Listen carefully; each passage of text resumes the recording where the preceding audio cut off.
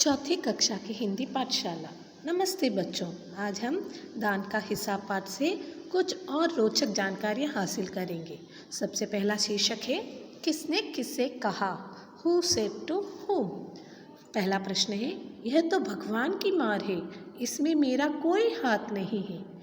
एक किसने कहा, राजा ने कहा। किससे कहा, लोगों से कहा। Who said to whom, the king said to the people. अगला प्रश्न, महाराज सिर्फ 10,000 रुपये हमें दे तो हम आधा पेट खाकर भी जिंदा रह लेंगे। लोगों ने महाराज से कहा।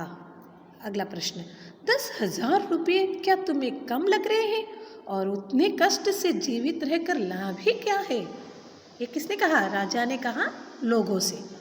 अगला प्रश्न, राजकोष में अधिक धन है तो क्या उसे दोनों हाथों से लुटा दूं। राजा ने पूछा। किससे, लोगों से। लोग यहाँ कौन है, प्रजा।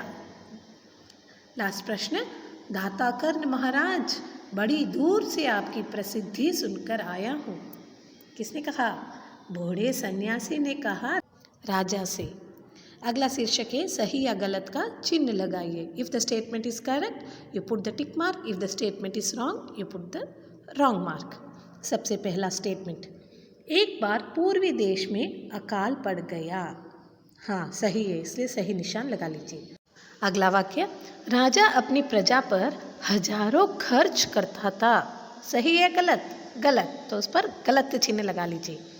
तीसरा वाक्य, सन्यासी बोला महाराज मैं लोभी नहीं हूँ। हाँ सही है, सन्यासी ने ऐसा ही कहा ना, तो इस पर सही निशान लगा लीजिए। अगला प्रश्न, राज दरबार में सज्जन गुणी लोगों का सत्कार होता था। सही है गलत, गलत, वहाँ सत्कार नहीं होता था, तो वहाँ पर गलत का चिन्ह लगा लीजिए। लास्ट वाक्य, राजा और दरबारी मूर्ख थे।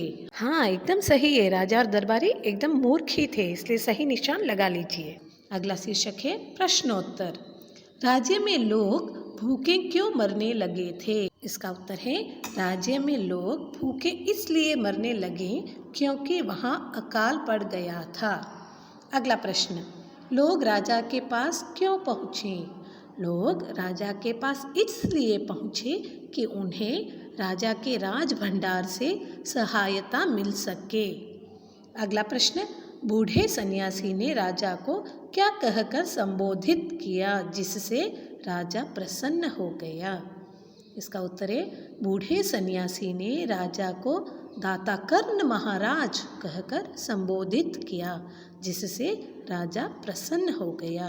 और लास्ट प्रश्न है, सन्यासी ने अपनी भिक्षा का क्या नियम बताया।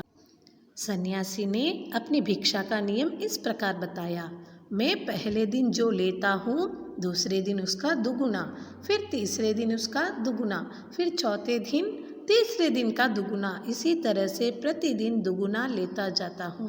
भिक्षा लेने का मेरा यही तरीका है।